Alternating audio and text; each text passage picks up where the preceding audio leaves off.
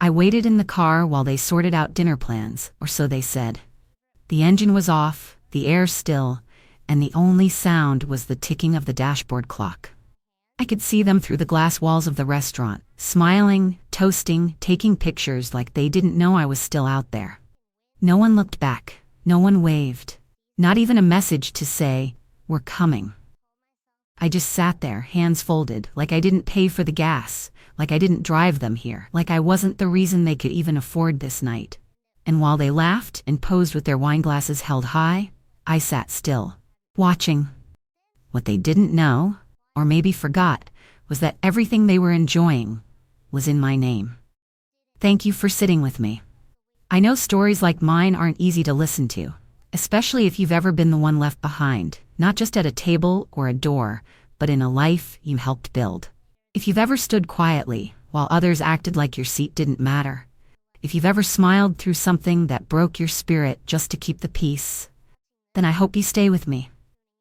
Because this isn't just about dinner, it's about years of being useful but never included, generous but rarely remembered.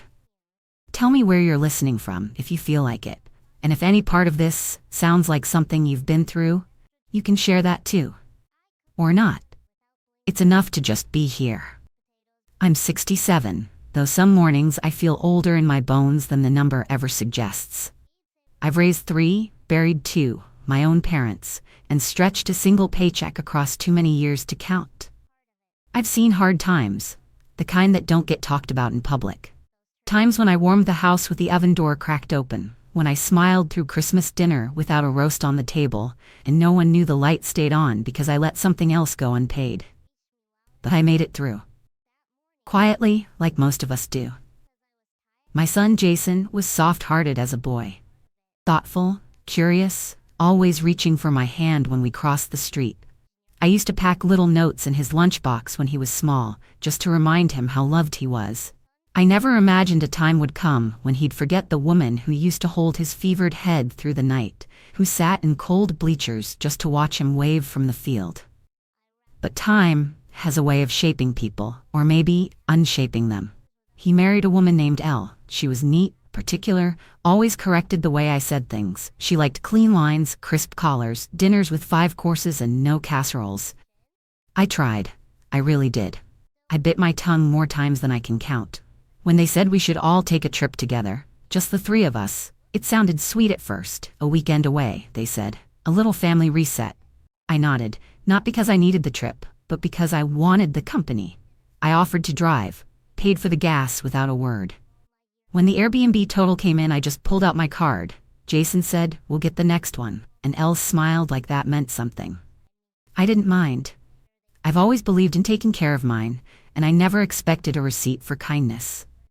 But slowly, across that weekend, I noticed the small things. They didn't ask what I wanted to eat, didn't ask if I slept well. I was there, but not part of the shape they formed. They posed for pictures with their heads tilted together, always 2, never 3. I stood to the side and took the photos for them. I carried the bags. I adjusted the thermostat. And when it came time to choose a restaurant for dinner, I was still the one who drove, but not the one they brought in. It's strange how someone can be so present and still be invisible. I was never asked to take a seat, just expected to carry the weight. We pulled up to the restaurant just before sunset. The sky was soft and golden, and the trees along the sidewalk looked like they had been painted just for that evening. I had driven us there, hands tight on the steering wheel from trying not to hit a single bump, making sure Elle's shoes didn't get scuffed in the trunk, and Jason's jacket stayed pressed. It was the kind of place that had valet service and linen napkins, not somewhere I would have picked. But I said nothing. I parked near the entrance, engine off, and before I could even unbuckle my seatbelt, Jason leaned forward with a half smile and said, "Mom, can you just wait here for a minute while we sort the reservation?" I blinked, looked at him, then at Elle, who was already reaching for the door handle like I had agreed. I didn't want to make a fuss. I thought maybe there was some mix-up, maybe the reservation was under one name and needed fixing. Maybe it was nothing. So I smiled and said, "Sure, take your time." I thought it'd be 5 minutes. I sat back, adjusted the rearview mirror, watched them disappear into the glass doors like they had somewhere more important to be. 5 minutes passed. Then 15. I kept checking the screen of my phone, but there were no messages, no missed calls. Just the soft buzz of the world moving around me, the valet nodding at the next guest, the clink of plates and glasses echoing from the open-air patio. I cracked the window, hoping for a breeze. It was getting warm. 30 minutes passed. I shifted in my seat. People walked by, some giving me strange looks, like I didn't belong, like I was waiting for someone who forgot to bring me in. I leaned slightly, peering through the glass, and there they were, sitting by the window. Jason had his sleeves rolled, smiling wide, laughing. Elle had her hand on his arm, tilting her phone just right to catch the perfect shot of their wine glasses clinking. I watched her snap the photo, turn the screen toward him, and they both smiled. Toasted. Took another sip. No one looked my way. No one even checked to see if I was still outside. I didn't knock. I didn't text. I just watched. My hands rested in my lap, and my eyes burned, not from the heat, but from the cold realization settling in my chest. I wasn't part of the dinner plan. I was the ride. Nothing more. They had walked in with me in their rear view, and somehow, I had become the background to their evening. And the worst part wasn't being left out. It was knowing they didn't even think of it as cruel, just convenient.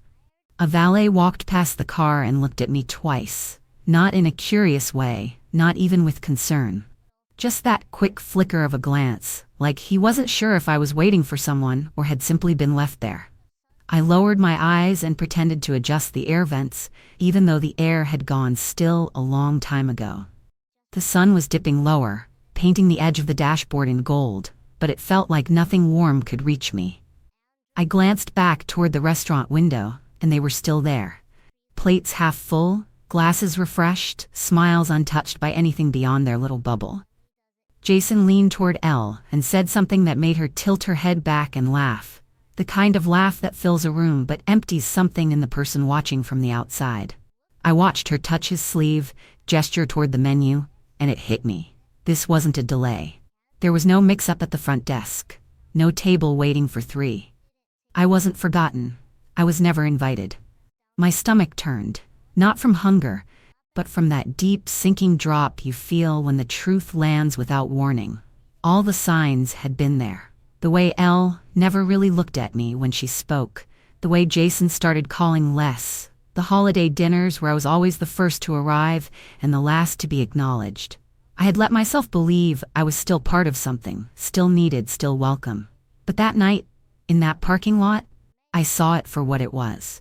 I was the helper, the planner, the driver, the one who funded the memories but didn't get to live in them.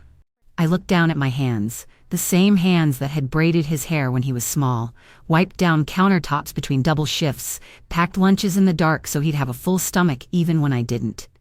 Those hands weren't shaking. They weren't clenched. They just rested there quietly, like they were used to waiting. And in that moment, I didn't feel anger. I didn't feel rage. What I felt was something colder, something quieter. The knowing. That sharp, aching clarity that settles in your chest when your heart finally catches up to what your eyes have been trying to deny. It wasn't just dinner. It wasn't just one night. It was the shape of things now. The pattern. The quiet exclusion that looks polite on the outside but feels like erasure from the inside. I was still in the car not because they forgot, but because they had already moved on from the idea that I should be anywhere else. I wasn't upset. They had a table for 2. I was hurt. They never imagined it needed to be for 3. And when I looked back through that window and saw the life they were building together, all shiny and curated, I realized they had left the parts of me that mattered out of it entirely. I wasn't angry. I was just done pretending not to see it. It wasn't the first time I'd been set aside. That night in the car just made it harder to keep ignoring what had already been showing itself in smaller, quieter ways.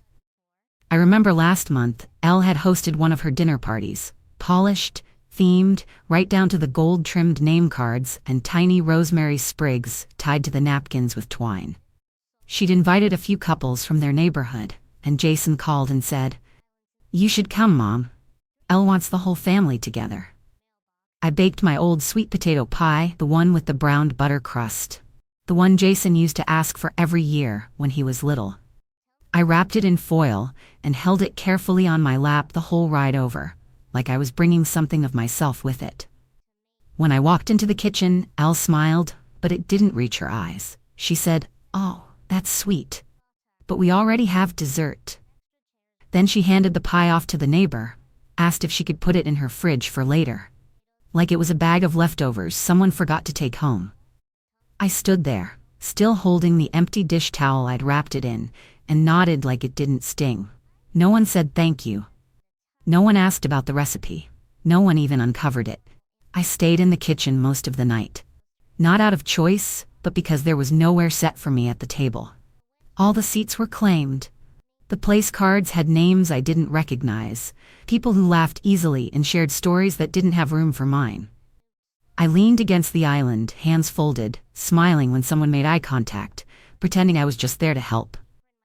I offered to refill drinks, cleared plates when no one noticed, stacked empty glasses near the sink.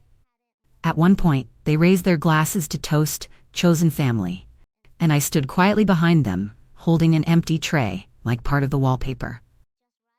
No one turned around. No one pulled me in. Later, when the last guest left and the candles burned low, I started washing the dishes. Not because I was asked, not because I wanted to, but because it felt easier than walking out into the night with nothing to hold. Jason passed by once and said, "Thanks, Mom," in that soft, distracted way people speak when they're not really seeing you.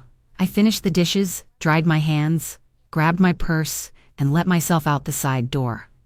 Alone. No one called after me. No one noticed the pie still untouched in the neighbor's fridge. So when I was sitting in that car outside the restaurant, watching them through the window as they lifted their glasses again, it wasn't a surprise. Not really. It just confirmed what the pie had already told me. What the quiet moments had been whispering for a while now. I had become convenient, expected, invisible. The one who brings things, cleans up, drives, pays, and stays out of the picture. It's a strange ache to be surrounded by people who share your blood and still feel like you're standing just outside the room. But it's even stranger when you realize they're perfectly fine with you staying there. I didn't reach for my phone. I didn't knock on the restaurant door. I didn't press the horn or call their names. I just sat there a little while longer, long enough to let the last sliver of hope dissolve on its own. Then, slowly, I turned the key in the ignition. The engine hummed, steady and low, and I shifted into reverse without looking back at the glass. They were still laughing, still clinking glasses, still perfectly comfortable in a world where I had already been removed. I eased out of the parking lot, one turn at a time, no sudden movement, no drama. Just me and the weight of understanding sitting quietly beside me in the passenger seat. There was no rage bubbling in my chest. No urge to scream or slam anything shut. What I felt was relief. A strange kind of calm that settles over you when you stop reaching for a door that only opens one way. As I pulled into the main road and drove past the dimming storefronts, I didn't think about what I'd missed at dinner. I thought about everything they'd taken for granted. The car they arrived in, the one now sitting in that parking lot, wasn't in Jason's name. It was mine. Registered, insured, and maintained because I had kept paying on it since the day he said he couldn't afford the down payment. And the credit card that booked their fancy hotel, the one Elle had waved at the desk clerk with a smile like she was holding the world in her palm, that was my account. Extended for emergencies, still open under my signature because they promised they'd pay it off next month. The phone they posted their dinner selfies from, the one that uploaded snapshots of toasts and perfectly plated entrees. That phone was part of the family plan I had never taken them off of, because Jason once said it was just easier that way. I thought about those things not out of spite, but because for the first time in a long time, I realized I wasn't powerless. I hadn't just been cast aside, I had been holding up the very foundation of their comfort while they acted like I was no longer part of it. And maybe that's why it felt so quiet inside the car as I drove. No anger, no sadness, just a deep breath, full and even, because I remembered something they didn't. I still had the keys. Not just to the car, but to the things they had built their lives on without ever pausing to ask if I still wanted to carry it. By the time I pulled into my driveway, the streetlights had flickered on. The house was dark, and the night was soft around the edges, as if it too was giving me space to think. I sat in the driver's seat a moment longer, hands still on the wheel, not because I was frozen, but because I was finally steady. Everything they had built on borrowed trust and quiet expectation was still tied to me, and if they could walk past me without a glance, I could walk away with the same silence. Only difference was, I wouldn't be the one missing out this time. When I got home, I didn't turn on the television or rush to change out of my clothes. I didn't pace the floor or replay every moment of the evening. I walked into my kitchen, set my purse on the counter, and lit the candle by the sink. The soft flicker was steady, like it was reminding me to breathe slow and deep. I stood there for a while, listening to the silence in my own home, the kind that doesn't feel lonely, just honest. Then I walked to the desk in the back room and pulled out the little notepad where I keep names, numbers, and account details. I ran my fingers down the page until I found what I was looking for. I sat down, picked up the phone, and dialed. The man who handles my finances answered with that warm, professional tone he always has. I told him I needed to make a few changes. Quick ones. I asked him to remove Jason and Elle from every card they were linked to. I said I wanted the car payments redirected, the title flagged for recovery, and the extended credit line terminated. I gave him every detail calmly, clearly, without a tremble in my voice. Then I paused. He waited a beat and asked me, "Are you sure you want to go through with this?" I let that question sit in the air a moment, and I said, "I've never been more sure." There was no hesitation, no second thoughts. I wasn't acting out of anger. I was cleaning up a mess I should have addressed long ago. Because what they had taken wasn't just money or convenience. It was the quiet confidence that I would always say yes, that I would keep the door open no matter how many times they walked through without acknowledging who was still standing behind it. That door was now closed. Not locked with bitterness, but with clarity. We went through every account one by one. He confirmed each cancellation, each removal, each reset. I thanked him when we were done, and he told me he'd follow up with documentation in the morning. I hung up and sat there a while longer, the candle still burning gently beside me.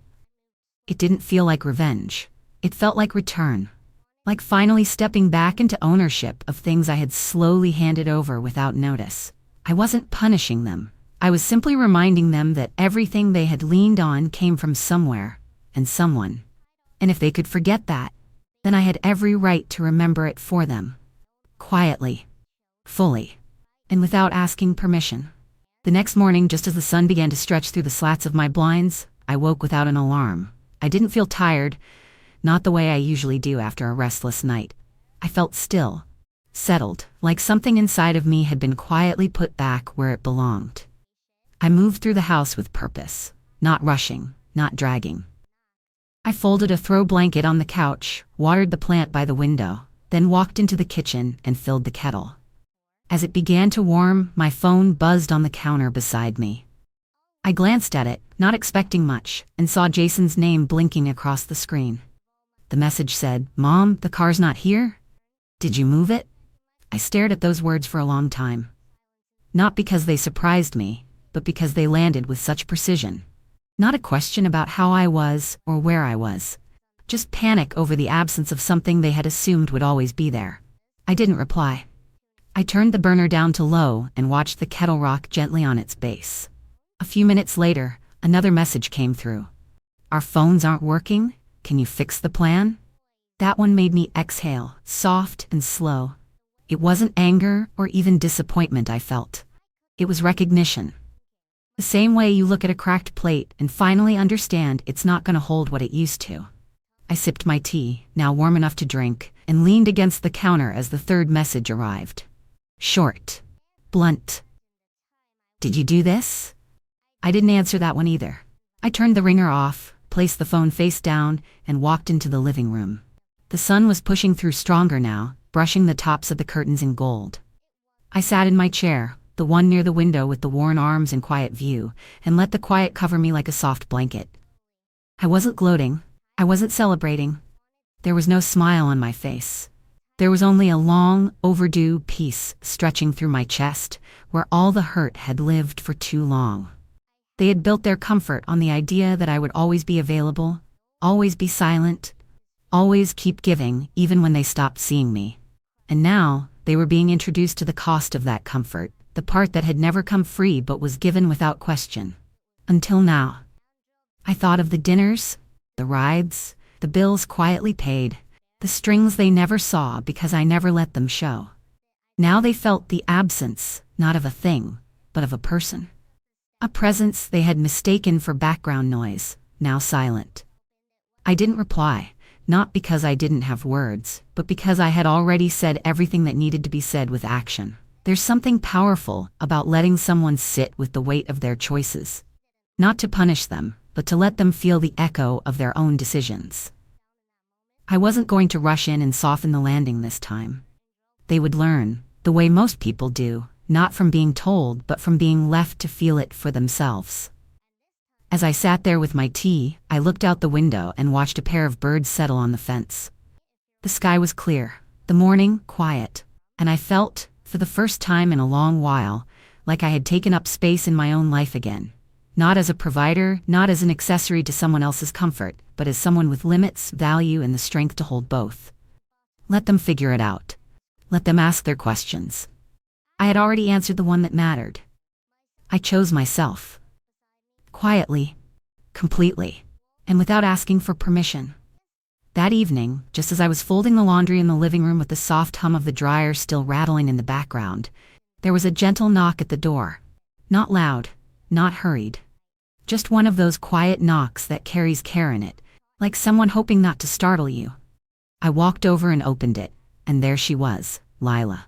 She stood there with her hands tucked into the sleeves of her sweater, eyes kind and steady, the way they've always been since she was small. She didn't say anything right away. She just stepped in, wrapped her arms around me, and held on. It wasn't one of those quick, polite hugs. It was the kind that lingers, the kind that lets you breathe deeper without realizing you needed to. I closed my eyes for a moment and let myself lean into it, not because I was falling apart, but because it felt good to be seen. When she pulled back, she looked around the room like she was trying to measure how quiet things had been all day. And then she sat on the edge of the couch, without waiting to be invited. She said, "I saw the photos they posted," and her voice cracked just enough to let me know she hadn't come to talk about the weather. "I'm sorry," she whispered, and she meant it, not just for the pictures, but for all the things that led up to them. I sat beside her, folded my hands in my lap, and looked out the window for a moment before I answered. I told her, "It's not the photo. It's who they think should be cropped out." She nodded like she already knew. Because she did. Lila had always paid attention, even when others didn't.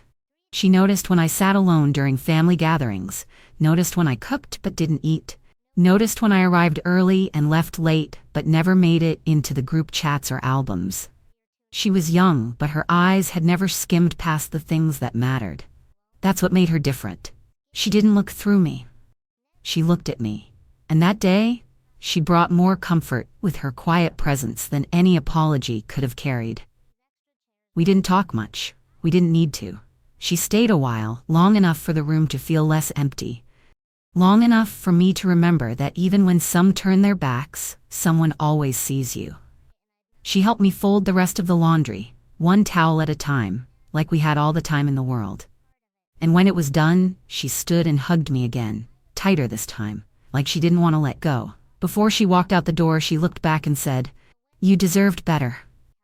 I nodded, and I said, "Yes, but I'm giving myself better now."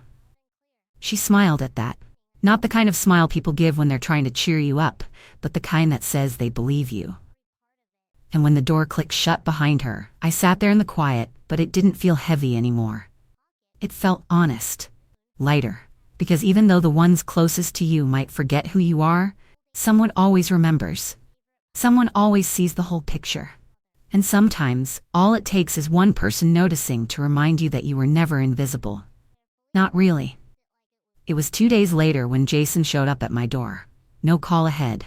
No warning. just the soft rumble of a car pulling into the driveway that used to feel like home to him.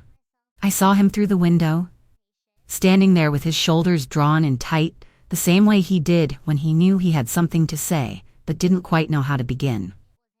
I opened the door before he could knock, and for a second, we just looked at each other. No words, no movement, just two people standing in the same air, carrying two very different versions of the same silence. He finally stepped inside, eyes rimmed with that tired red that comes from a few nights of poor sleep and too much thinking. He didn't sit. He just stood there near the hallway, shifting his weight from one foot to the other like the floor might give out. Then he said, "Mom, what you did, that was extreme." His voice cracked a little, but he tried to hold it steady. I walked slowly to the chair by the window and sat down. I didn't motion for him to join me. I just looked at him, hands folded in my lap, and said, "Was it more extreme than leaving your mother in a car while you toasted to new beginnings?" He didn't answer right away. He looked down at the floor like the truth was written there and he didn't want to read it. I watched him swallow hard, like the words he wanted to say were stuck somewhere between pride and guilt. But I didn't fill the space. I let him sit in it, because sometimes silence teaches more than speeches ever could. After a moment, he said, "We didn't think it would take that long.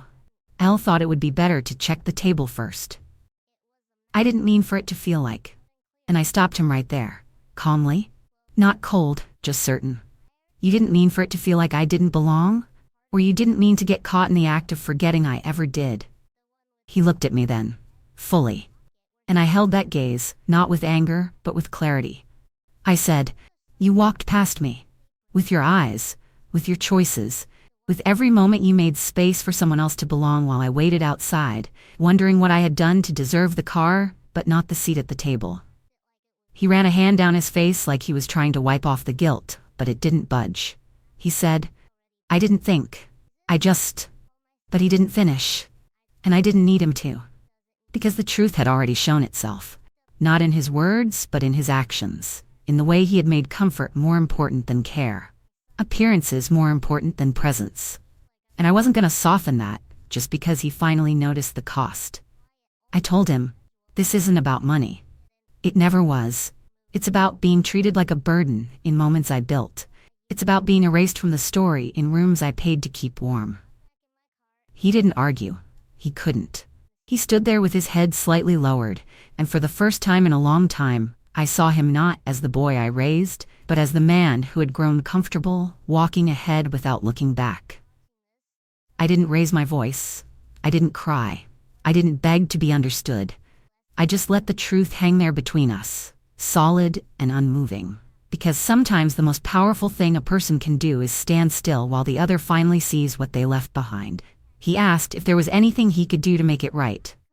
I told him, "That depends on whether you want to fix the image or the wound." He nodded, but I don't think he knew the difference yet.